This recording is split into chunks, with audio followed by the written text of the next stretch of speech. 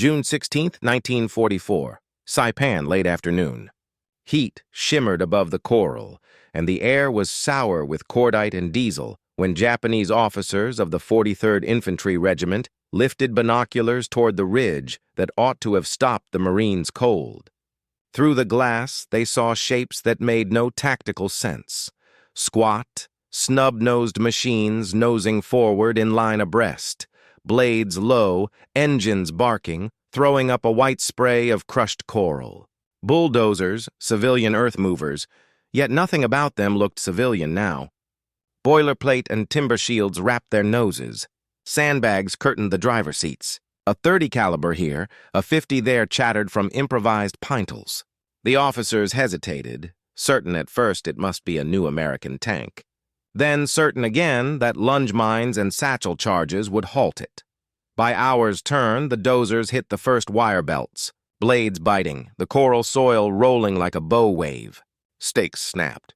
Wire vanished in the churn. A caterpillar, heavy as a truck and low as a pillbox, shoved into an anti-tank trench and kept coming, its own weight filling the gap. Marine riflemen flowed in its wake, crouched within the gritty fog. A pillbox that had stung the beach since morning took the blade full on. The dozer climbed as if onto a curb, caving the firing slit while a Browning beat a flat rhythm. Sappers rushed from the reverse slope with Type 99 grenades and a lunge mine. The pintle guns found them in the open. By nightfall, the ridge, mapped as an anchor of the defense, lay flat, seams ripped, embrasures packed with earth, trenches pressed shut by 20,000 pounds of machine. The officers lowered their glasses to an impossible fact. The Americans had turned an industrial tool into a breaching weapon. The idea did not begin here on Saipan. Its roots lay in earlier, muddier fights that taught Marines and Seabees what a blade could do. August 1942, Guadalcanal. The rain came without warning, thick as oil and hot as breath, drumming on helmets and palm leaves until the world dissolved into mud. U.S. Marines crouched behind ridge lines, fighting not only the Imperial Japanese Army but a more relentless enemy, the island itself. Trucks sank to their axles in jungle muck.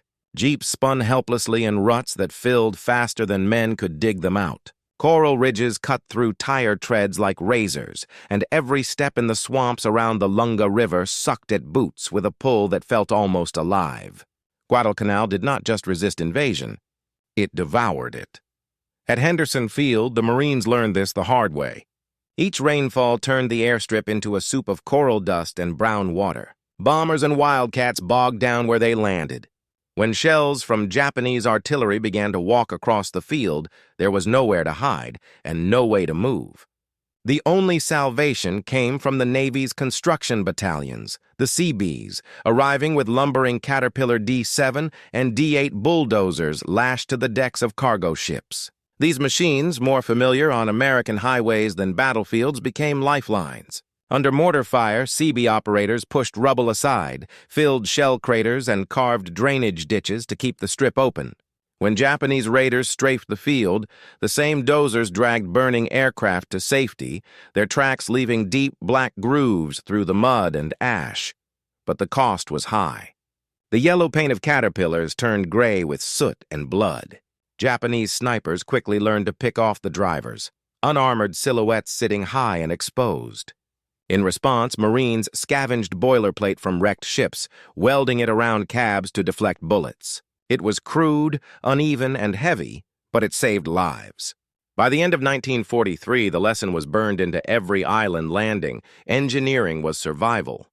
As the campaign moved north to Tarawa, the Marshalls, and Saipan, the question evolved. If a bulldozer could take fire and keep working, what else could it do? The Pacific had eaten machines alive, but it had also forced men to reinvent them. November 1943, Pearl. Harbor Naval Base. The air rang with the clang of hammers and the whine of torches, as sparks fell like orange rain over a line of battered bulldozers. In one corner of the yard, under the command of the 18th Marine Engineer Battalion, a handful of men were doing something the manuals didn't cover. They were turning a Caterpillar D7, an agricultural workhorse, into armor. The idea had been born from grim necessity. On Guadalcanal and New Georgia, tanks had bogged down in coral gullies, while Japanese bunkers, dug deep into rock, shrugged off shell fire. Engineers had watched helplessly as infantry were pinned by obstacles no artillery could clear. The bulldozer had the power to move the earth itself, but it needed protection to survive long enough to use it. At Pearl Harbor, the men scavenged what the shipyards could spare: naval boilerplate, scrap from damaged hulls, even steel decking torn from destroyers under repair. They welded it into rough armor around the D-7's engine and operator seat, leaving only a narrow slit of glass to see through. Each one looked different, handcrafted improvisations rather than factory products. But the idea worked. Rifle rounds sparked harmlessly off the steel. Fragments rattled and fell away. In field trials, the armored D-7 not only survived fire, it advanced under it, pushing through concertina wire and collapsed bunkers. One engineer grinned as it shoved the rusted shell of a Japanese truck ahead like a battering ram, turning enemy wreckage into an impromptu shield. The Bureau of Yards and Docks took notice. In January 1944, it issued an official order authorizing the armored dozer configuration for use in combat zones. Only a few were built, each one a handmade veteran before ever reaching battle. But the idea raced through marine engineering circles like wildfire. By the time ships began loading for the Gilbert and Marshall Islands, these strange hybrids, half construction tool, half tank, were lashed to the decks among the Shermans and LVTs. The Marines had not just armored a bulldozer, they had created a new kind of assault weapon. The Pacific was about to test it. November 20th, 1943, Betio Island, Tarawa Atoll. The sun rose white and pitiless over the lagoon, glinting off coral shallows already slick with oil and blood. The first waves of Marines had hit the reef at low tide, and their Amtraks, amphibious tractors meant to carry them ashore, were burning wrecks now, torn apart by interlocking Japanese guns. Machine gun fire churned the water like rain, and the cries of wounded men carried over the surf. For hours, the beach was a killing ground, hemmed by sea walls and bristling with bunkers. 500 concrete and log fortifications packed onto a strip barely 2 miles long. From the command boats offshore, it looked hopeless. But then, through the smoke, a strange shape moved. An LCM landing craft ground its ramp against the reef and lowered its steel gate with a hiss. Out rumbled a Caterpillar D-7, one of the experimental armored dozers built at Pearl Harbor. Its thick plating was scorched from transport welding, its vision slit narrow as a mail slot. The operator, a Marine from the 18th Engineer Battalion, guided it into the surf as bullets pinged and whined across the armor. Slowly, methodically, it began to clear. It shoved Amtrak carcasses out of the way, filled shell holes, and bulldozed a path through tangled wire that had halted 2 entire infantry companies. Men crawled behind it, using the hulking dozer as a moving wall against Japanese fire. From their pillboxes, the defenders were stunned. They fired at it point blank, rifles, light machine guns, even grenades lobbed through firing ports, but the armor held. One eyewitness wrote later that it looked like a living thing, pushing the island itself forward. The dozer crushed one machine gun nest beneath its blade, buried another under cascading sand, and carved a shallow ramp over the seawall that allowed tanks and half-tracks to finally come ashore. When a 75mm gun found its mark, the explosion blew one track off and stalled it for good. But by then, the beachhead had taken root. That single machine had done what artillery, tanks, and sheer courage could not. It had opened a way inland. Reports from the 2nd Marine Division called it indispensable. The message reached Pearl Harbor and Washington fast. No major landing would ever go forward again without armored bulldozers. The Pacific War had found its newest weapon, forged not in an arsenal, but in the hands of engineers. Ahead waited the Mariana Islands, and an even greater test of steel and sand. June 15, 1944, Saipan. The dawn assault began under the roar of naval guns that shook the very sea. Shells from battleships Iowa and California churned the coastline into clouds of coral dust. Yet when the first waves of Marines landed on red and green beaches, they found the island still alive with fire. The Japanese 43rd Division had survived the bombardment in caves and bunkers carved deep into the volcanic rock. Within minutes, tanks bogged down in shell-pocked sand, Amtraks burned at the waterline, and the air filled with the hiss of mortars and the shriek of ricochets. The terrain itself seemed designed to kill: terraced ridges, hidden ravines, and the jagged coral that turned every step into agony. Then came the machines that refused to stop. From the landing craft behind the second wave, several Caterpillar D-7 bulldozers rumbled ashore, modified by the 302nd Naval Construction Battalion. Their steel armor, 3/4 of an inch thick, glinted dully through smoke. Vision slits had been cut into the welded cabs like the eyes of some blunt-faced creature. These were no longer just tools. They were weapons. When a tank platoon ahead was halted by mines and an anti-tank gun hidden in a cave mouth, the dozers advanced instead. Their blades angled low, they filled trenches, crushed wire, and buried live positions under tons of coral soil. Machine gun bursts drummed against their hulls with a flat metallic ring. Japanese officers watched from the ridge above Garapan in disbelief. They had seen American armor before, but not this. Mortar shells exploded around the dozers, showers of red earth pattering across their roofs. Yet the operators, sealed within their crude armor boxes, kept pushing forward. One dozer drove straight into a trench network, caving it in as it passed. Another sealed a cave by packing its entrance with coral and rock, entombing the defenders within. Marines behind them cheered. Their Hell's Plows, they called them, machines that carved a path through death itself.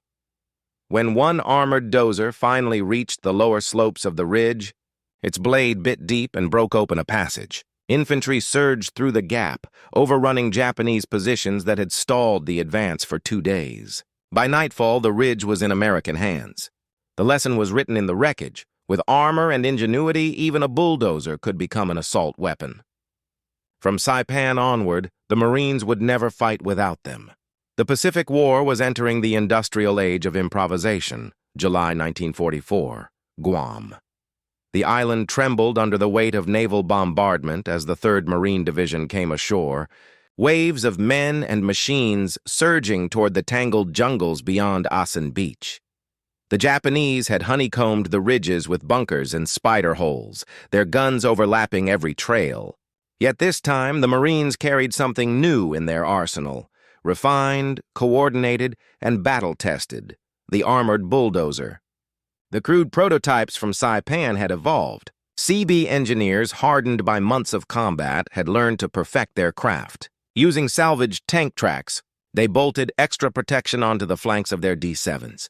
Boilerplate was cut with precision, visors narrowed, and for the first time, 30-caliber machine guns were mounted atop the cabs to provide suppressive fire. On Guam's coastal roads, these dozers worked in deadly concert with Shermans and flame tanks. Tanks broke the enemy line. Dozers cleared what remained. When Japanese troops tried to block the advance with felled trees and wrecked trucks, the dozers shoved through them like paper. One Marine report described how a dozer crushed 3 foxholes in a single pass, burying their occupants beneath coral rubble. Snipers riddled the steel hides with rifle fire, but the operators, sweating in their sealed compartments, pressed on. Each blade stroke carved a new path through terrain the enemy had thought impassable. Across the water on Tinian, the same concept reached perfection. There, coral ridges funneled the 4th Marine Division into narrow lanes, deadly kill zones swept by machine guns. Overnight, the armored dozers changed the geometry of the battlefield. They carved fresh routes through coral barriers, widened tank approaches, and built bypasses under moonlight. When the Shermans rolled forward at dawn, they met no obstacles. Japanese soldiers, stunned, called them iron moles, machines that tunneled through fire.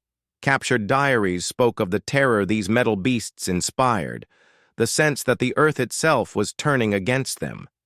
In the reports sent back to Pearl Harbor, commanders called the dozers indispensable.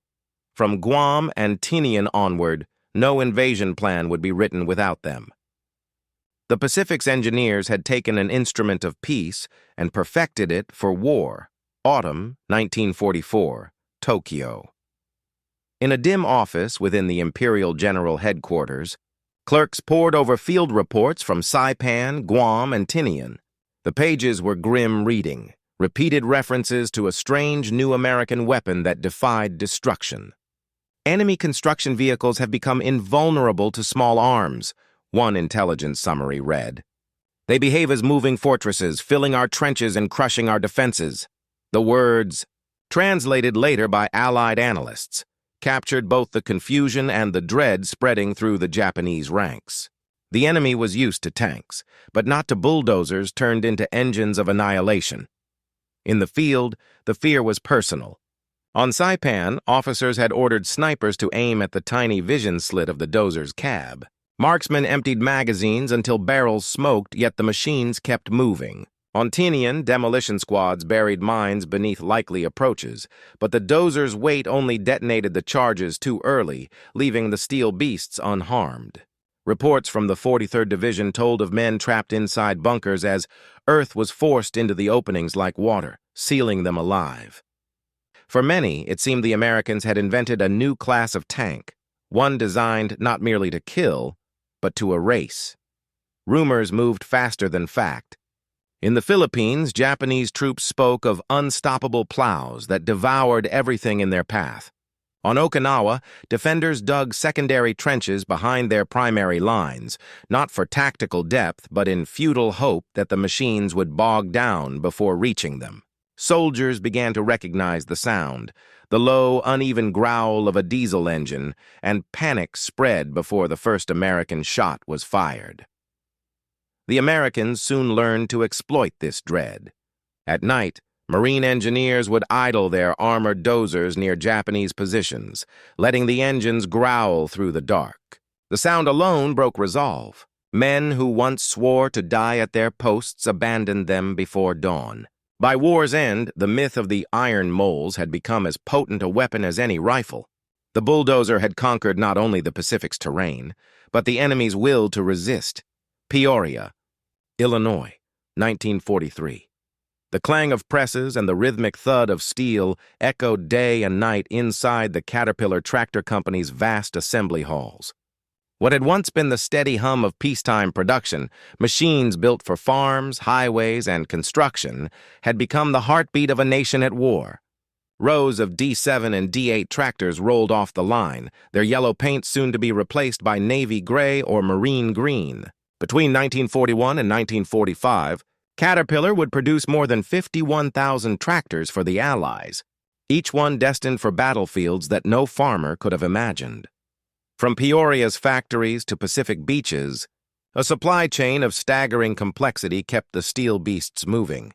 The Navy Bureau of Yards and Docks coordinated the armor conversions, issuing specifications but leaving the final form to field ingenuity. In forward bases from Pearl Harbor to Espiritu Santo, Seabees welded salvaged plate from sunken ships and wrecked tanks onto standard bulldozers, shaping each one to the terrain it would face. The Quartermaster Corps managed the invisible arteries of war, shipping replacement blades, engines, and gearboxes aboard Liberty ships that crossed oceans under constant threat. When a dozer broke down on Guam or Okinawa, spare parts were often waiting before the operator even knew they were needed. It was this marriage of industrial foresight and frontline adaptation that made the armored bulldozer possible. Japan, strangled by blockade and firebombing, could not imitate such flexibility. American factories could mass-produce power. Its engineers could turn that power into invention. In the Pacific, the bulldozer became the purest emblem of total war ingenuity, an industrial tool reborn as a weapon, born from factory floors and perfected in combat.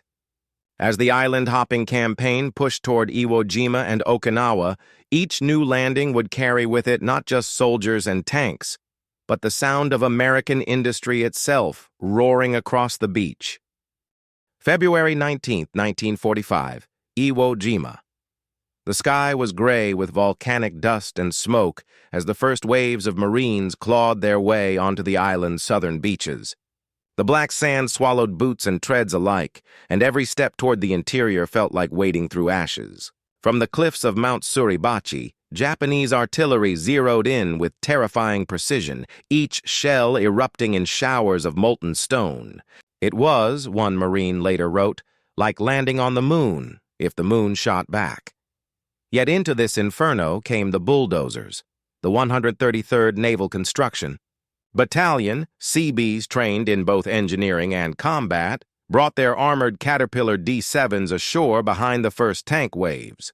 The machines groaned and lurched forward through the sand, armor plates blackened by sulfur smoke. They advanced where Shermans bogged down, blades digging deep to carve lanes through the unstable ash. Mortar shells thudded around them. Snipers cracked from the ridges. Inside the armored cabs, operators sweated in suffocating heat, guiding the Helldozers forward by touch and instinct. They buried pillboxes alive, pushing volcanic soil into firing slits, sealing Japanese defenders inside their own fortifications. Artillery fire could not do what a few tons of moving earth could accomplish. CB Joseph B. Griffin became legend that week, driving nearly without rest for 36 hours. His dozer filled more than 150 enemy positions, its tracks often within yards of Japanese tunnels. Observers inside Mount Suribachi, stunned by the machine's persistence, wrote that no human could survive such a demon. Yet the demons kept coming, paving paths for flame tanks, filling anti-tank ditches and building roads up slopes that infantry had declared impassable. By the time Iwo Jima fell, the Bulldozers had reshaped the island itself. They cleared the shattered runway that would soon launch P-51 Mustangs and B-29 superfortresses toward Japan. What began as an engineer's tool had become a front-line weapon, its engine roar as vital to victory as any rifle or tank cannon. The Marines could not advance without it, and the enemy could not withstand it. On Iwo Jima, in the mouth of hell, engineering had become war's sharpest edge. April 1, 1945, Okinawa. The Pacific's final crucible opened beneath a sky thick with monsoon clouds and the sulphurous smoke of naval bombardment. On the beaches near Hagushi, the Marines and Army troops of 10th Army met the first lines of the Japanese 24th Division, hidden in labyrinths of coral caves and ridges. It was the largest amphibious assault of the Pacific War and the most hellish. Yet through the storm of artillery and the stench of mud and death came the slow, deliberate crawl of machines that no longer merely built the battlefield, they conquered it. More than 200 armored bulldozers rolled ashore in the opening days, each refined through lessons paid for in blood from Tarawa to Iwo Jima. Their cabs now bore 1-inch steel armor, slits narrowed and lined with glass for visibility, and radio sets mounted to the rear for coordination with tanks and infantry. These were not improvised tools anymore. They were a standardized arm of the invasion. When tanks stalled in mined ravines or under anti-tank fire, the dozers advanced alone. They leveled slopes, built instant ramps, and filled trenches while explosions tore at the ground around them. One CB officer wrote that the machines moved as if indifferent to the fire, like giants at work. At Shuri Castle, the heart of Japan's defenses, the armored dozers met their greatest test. Under artillery that shattered entire hillsides, they filled craters, buried cave mouths, and leveled the fortress approaches so that Shermans and flame tanks could press the final assault. Japanese troops, demoralized after weeks of shelling, often froze when the low roar of a diesel engine reached their tunnels. Some refused to fire, believing resistance useless against what they called the steel beasts. By June, Okinawa was a ruin of mud, wreckage, and silence. The armored bulldozer had become the very image of inevitability, unstoppable, methodical, and patient as war itself. Japan's mainland lay next in line, but the atomic bomb would end the campaign before those dozers could land again. Their battle was over, yet their legend, machines that turned Earth into a weapon, was only beginning. Inside every armored bulldozer, there was not an army, but one man. Hidden behind an inch of steel, breathing diesel fumes and volcanic dust, he worked in a silence broken only by the rattle of bullets on metal. Most were Seabees, builders, welders, and machine operators who had traded hard hats for helmets. They had no guns to return fire, no turret to hide behind, only a vision slit the width of a hand and a machine that drew enemy fire like a magnet. Each mission began with the same ritual: slam the hatch, start the engine, and trust that the armor would hold. The heat inside those cabs was suffocating. On Saipan and Iwo Jima, the interior temperature climbed past 120 degrees, the metal walls scorching to the touch. The smell of burning oil mixed with the acrid tang of cordite as bullets sparked off the hull. Letters from operators spoke of the isolation. "You don't hear the battle," one wrote. "You feel it through the seat." They described the strange rhythm of their work, burying pillboxes, sealing tunnels and leveling caves while the battlefield screamed around them. Some never forgot the sounds that came after, the muffled cries from sealed bunkers, the knowledge that life lay just beneath the fresh-turned earth. Others found a grim solace in it. Every bunker buried meant Marines spared from walking into another ambush. A few names reached the records, men like Joseph B. Griffin and William L. Crouch, who received Bronze Stars for valor under fire, but most came home without mention. They returned to farms, shipyards, and construction sites, carrying memories of the engines that roared louder than fear. Their courage turned labor into warfare, industry into weaponry. As the Pacific War ended, the armored bulldozer stood not just as a symbol of power, but of the ordinary men who faced hell inside its steel heart and kept moving forward. When the guns finally fell silent in 1945, the armored bulldozer's war was over, but its influence had only begun. In the ruins of the Pacific battlefields, engineers and military planners studied the strange hybrid that had turned construction into combat. The lessons of the Seabees and Marines, armor improvisation, multi-purpose machinery, and rapid adaptation under fire were written into new manuals and doctrines. Within a few years, the U.S. Army unveiled the M9 Armored Combat Earth Mover, a direct descendant of the wartime dozers. It would serve in Korea, Vietnam, and beyond, proving that the line between weapon and tool had forever blurred. Caterpillar, too, carried the legacy forward. The company's wartime experience reshaped its civilian designs. Stronger frames, improved engines, and track systems tested under fire. The same engineering that had cleared beaches on Saipan now built the highways, dams, and airfields of post-war America. Across the Pacific, Japanese officers who had once faced the iron moles studied captured examples in astonishment, admitting that the psychological impact of those machines had broken more defenses than any bombardment. They concluded that morale, not armor thickness, had been the decisive factor. Today, a single restored Caterpillar D7 from Saipan stands in museums as silent testimony to that revelation. Its armor is rusted, its blade still scarred from coral and shrapnel, yet it represents something enduring. The moment when necessity and invention met in the furnace of war. The armored bulldozer began as a construction tool and ended as a symbol of American adaptability, engineering spirit, and relentless will. It proved that in the harshest conditions, innovation itself could become a weapon, and that even the humblest machine could change the course of history. When the guns fell silent across the Pacific, the only sounds that remained were the waves, the wind, and the low, steady growl of bulldozer engines. They moved slowly across the wreckage of battlefields they had once conquered, their blades now pushing aside debris instead of defenses. On Saipan and Okinawa, these same machines that had buried bunkers now cleared paths for hospitals, runways, and cemeteries.